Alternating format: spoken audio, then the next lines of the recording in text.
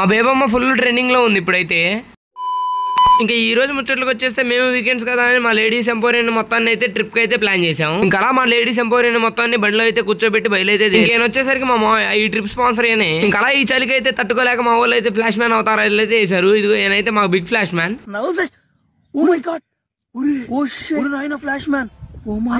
ఇంకా సరదాగా అలా ముచ్చట్లన్నీ చెప్పుకుంటూ తెల్లారిది అయితే అయిపోయింది. తెల్లారంగానే మేమందరం ఫ్రెష్ అవ్వడానికి అయితే ఒక నదికి అయితే వెళ్ళాము. ఇంకా వెళ్లే దారిలో మాకైతే అమరేంద్ర బాహుబలి అయితే కనొచ్చాడు. ఎవ్వడంట నిన్ను ఎత్తుకుంది.